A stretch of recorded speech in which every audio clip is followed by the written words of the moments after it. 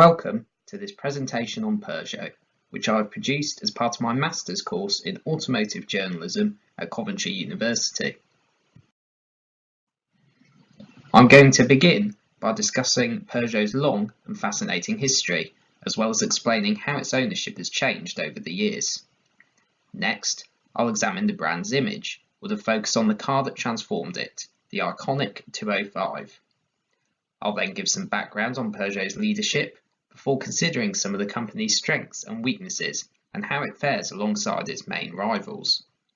Finally, I'll look at some of the events that have seen Peugeot hit the headlines in recent months and what this means for the brand's future. Peugeot was founded in 1810, but didn't start making cars until much later.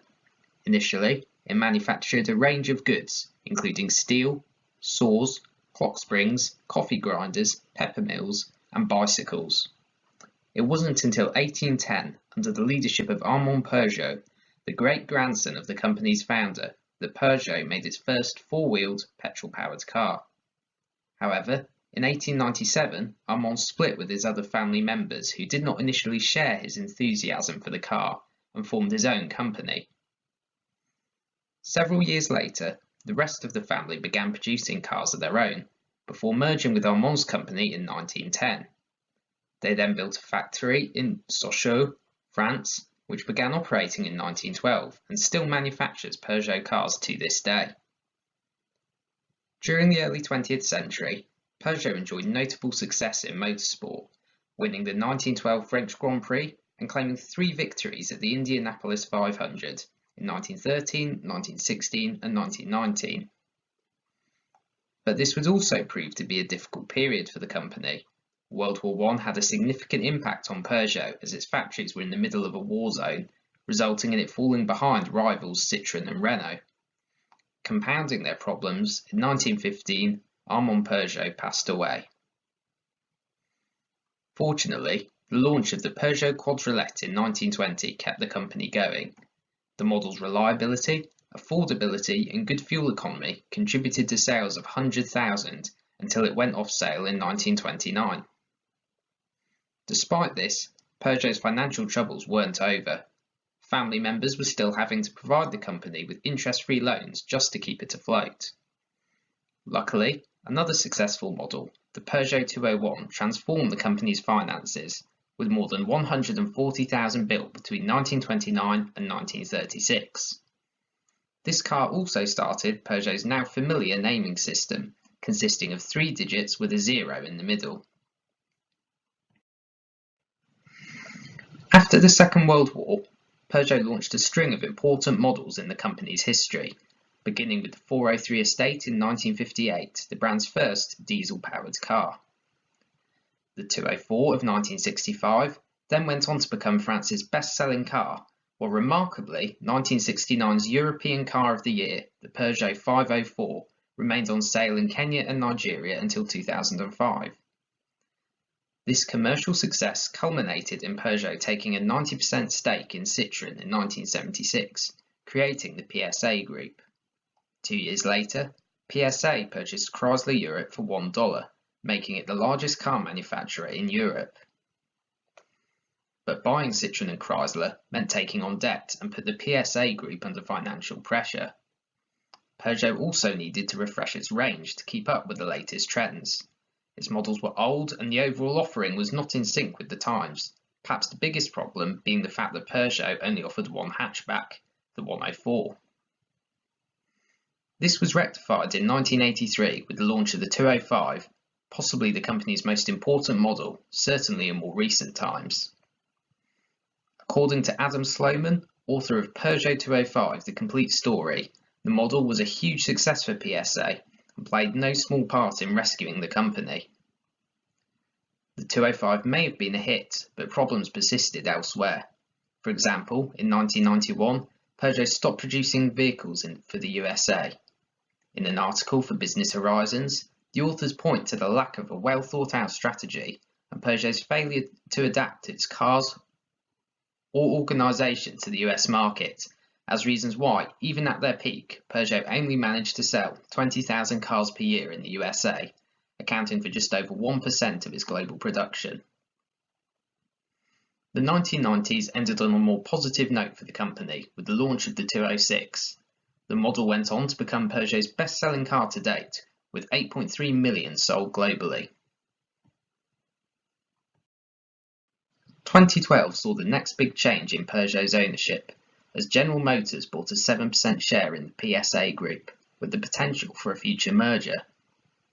However, that year Peugeot recorded its biggest ever loss of £4.3 billion. Consequently, in 2013, GM sold its share in PSA. In its place, Chinese company Dongfeng Motors took a 14% stake, which was matched by the French government. But the most significant change of all was the fact that the Peugeot family's share reduced from 25% to 14%, meaning they no longer had a controlling stake in the business. Peugeot and the PSA Group as a whole has since recovered from these turbulent times and taken the opportunity to expand, with the 2017 acquisition of the Vauxhall and Opel brands from GM making PSA the second largest car group in Europe by sales.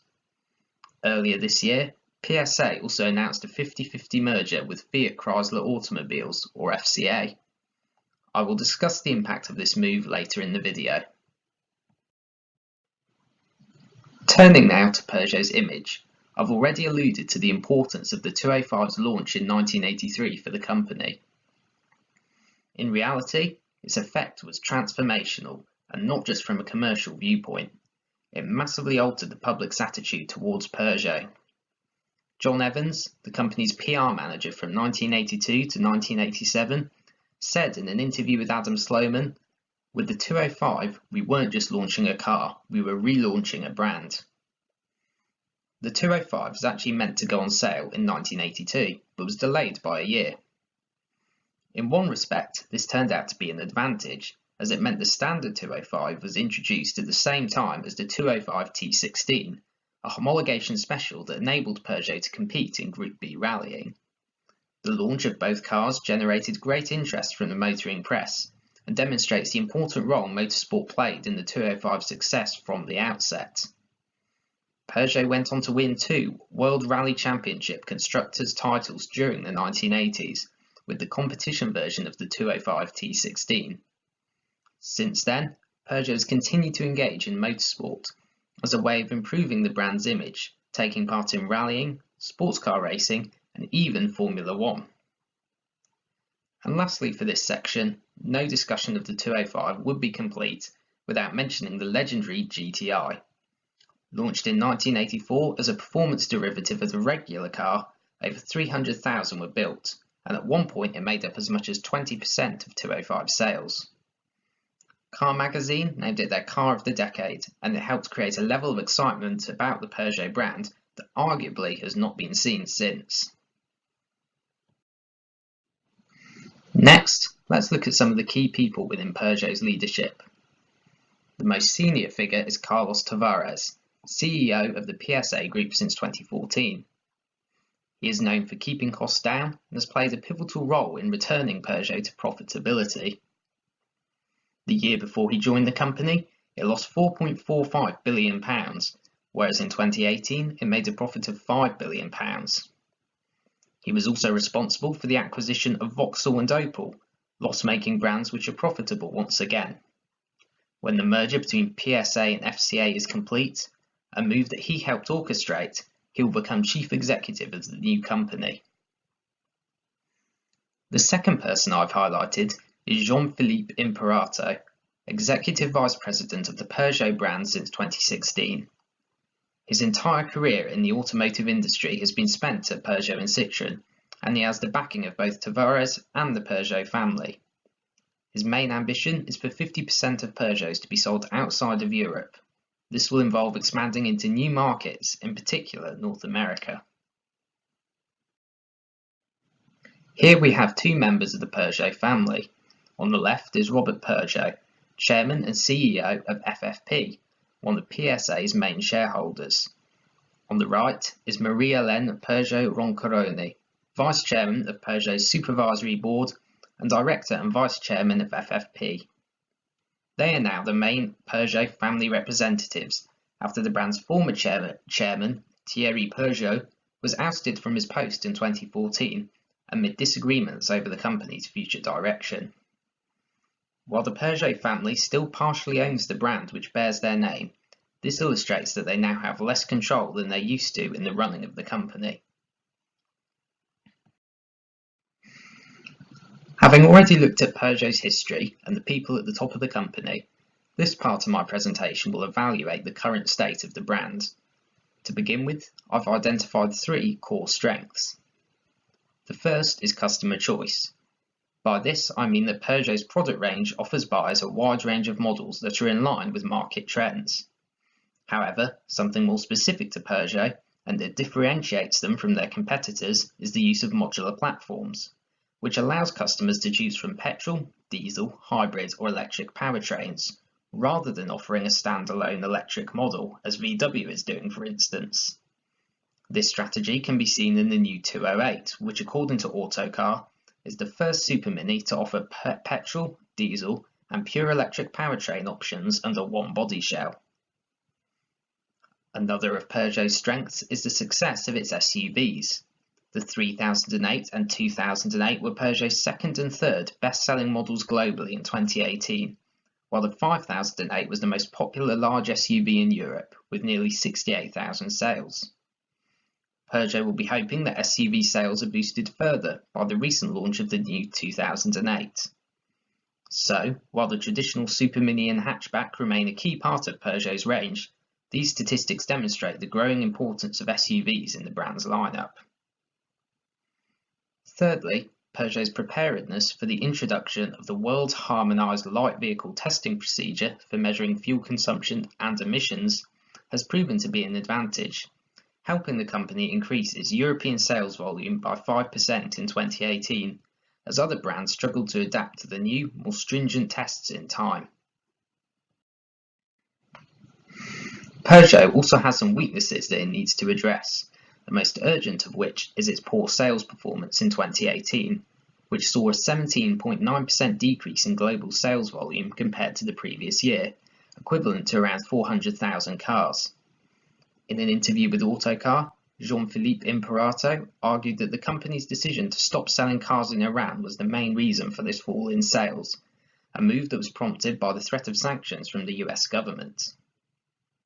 However, more worrying in the long term is the company's poor performance in China, where it has experienced a 32% decline, or around 150,000 fewer sales.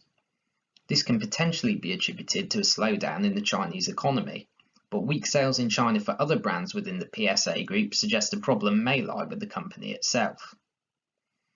Another issue that persists in the UK market is Peugeot's image, where the brand is not regarded as highly as it is in other countries. Imperato hopes the new 208 will begin to change this and achieve his ambition of establishing Peugeot as what he calls the best generalist, providing supercar designs at a human price but with a hint of premium. However, it is not clear whether this will be enough to stand out in a crowded market. Peugeot risks making this task harder for itself if the reports that bosses are considering abandoning the GTI name for its performance models are true, as this would sacrifice much of the sporting heritage that is associated with Peugeot in the UK. These weaknesses are something that Peugeot's competitors will attempt to capitalise on. Based on sales figures from across Europe in 2018, I've identified 3 of Peugeot's main rivals. The first is Volkswagen. The VW Golf, which competes with the Peugeot 308, is the most popular hatchback in Europe, while the VW Passat is the most popular mid-size saloon or estate. It's up to the new Peugeot 508 launched this year to take the fight to VW in this segment. Peugeot also has another French brand to compete with, namely Renault.